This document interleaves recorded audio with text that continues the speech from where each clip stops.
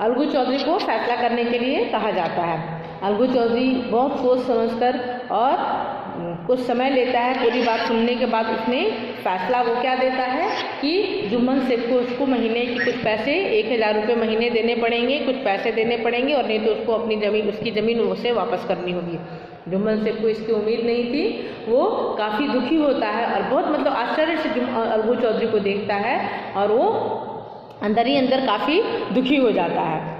लेकिन फिर भी चूँकि ये पंचायत का फैसला था, इसलिए उसे हर महीने अब मौसी को पैसे देने पड़ते हैं।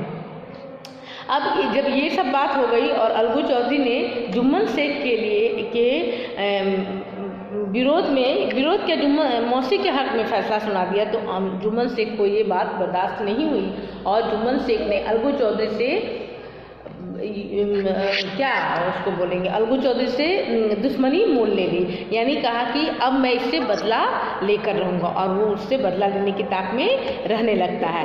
ठीक है, अब आगे क्या, हाँ, अलगू चौधरी के, आप लोग मत बोलिए, आप बोलेंगे तो आवाज़ आएगी। अलगू चौधरी के दो बैल होते थे और दोनों बैल काफ़ी सुस्त थे। अचानक से एक दिन क्या होता है कि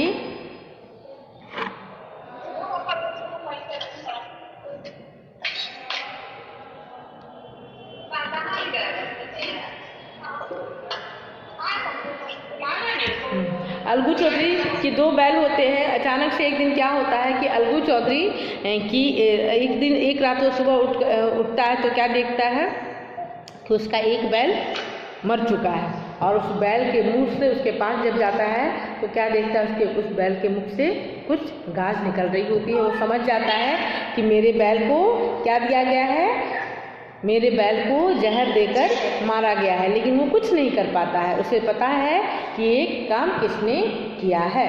ठीक है, और अब उसके पास एक बैल बचती है। वो क्या करता, अपने उस बैल को वो समझू बनिए के लिए को बेच देता है। समझू बनिया जो कि गांव में उसकी किराने की दुकान है, और वो गांव में सामान बेचने के लिए शहर से सामान लेकर अपने बैलगाड़ी पर लाद कर लाता है और गांव में सामान को बेचता है। उसे भी एक बैल की ज़रूरत थी, वो उसे बेच देता है, वो उसे बेच देता है।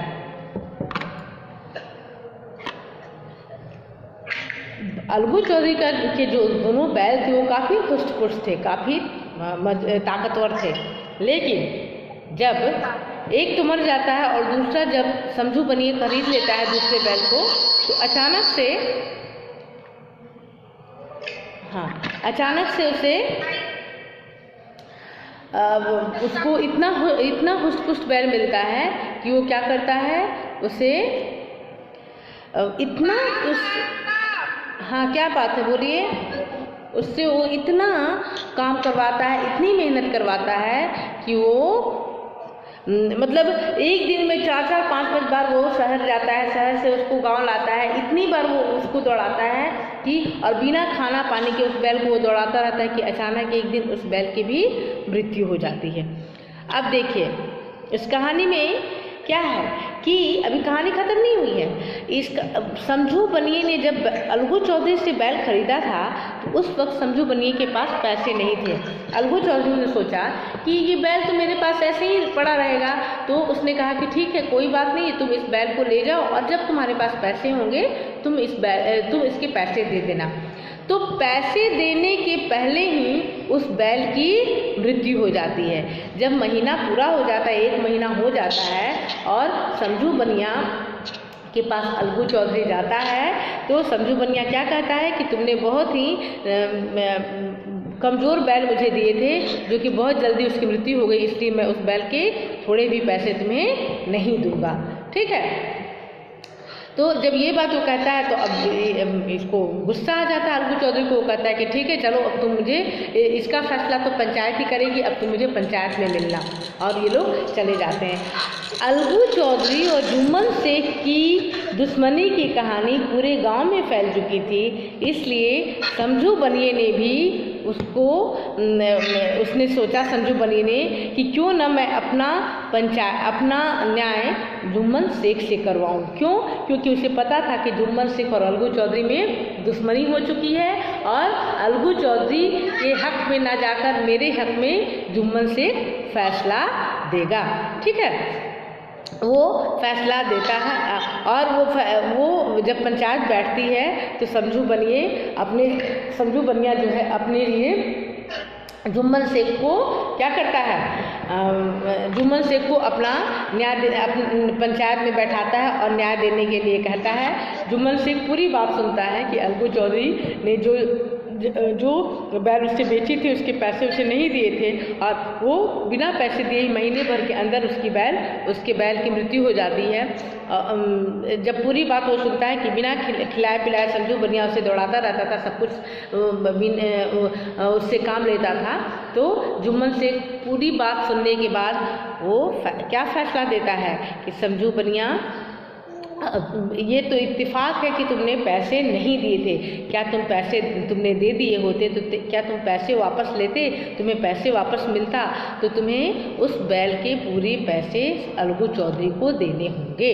अब ये फैसला जब अलगू चौधरी के हक में जुम्मन शेख ने किया तो अलगू चौधरी को तो विश्वास ही नहीं हुआ कि जुम्मन शेख मेरे हक में फैसला करेगा। वो काफ़ी आश्चर्यचकित होता है और जुम्मन शेख की आंखों में आंसू आ जाते हैं। क्यों? क्योंकि जुम्मन शेख ये समझ चुका था कि इस कुर्सी पर जो बैठता है, पंच की कुर्सी पर जो बैठता है, न्याय की कुर्सी पर जो बैठता है, वो परमेश्वर के समान है, वो ईश्वर के समान है, वो कभी गलत फैसला दे ही नहीं सकता। तो ये मैं आपको ये कहानी संक्षिप्त में सुना रही थी। मैं अगली क्लास में फिर से इसको अच्छे से लाइन बाय लाइन पढ़ाऊंगी और एक एक मीनिंग इसका बताऊंगी। स्टोरी क्या है वो मैं आपको बता रही थी।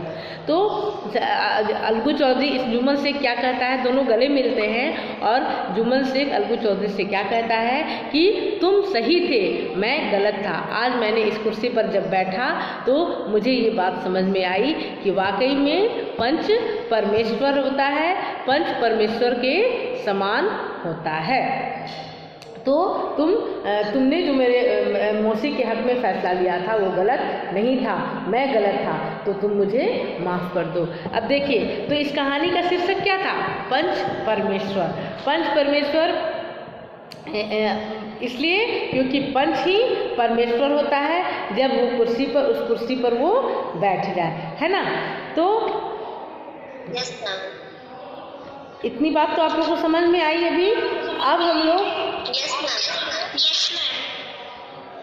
हम लोग अच्छे से इस स्टोरी को पढ़ेंगे। ये कहानी का संक्षिप्त विवरण मैंने आपको दिया। कहानी जो है पंच परमेश्वर, क्यों इसका नाम पंच परमेश्वर पड़ा ये मैंने आपको बताया।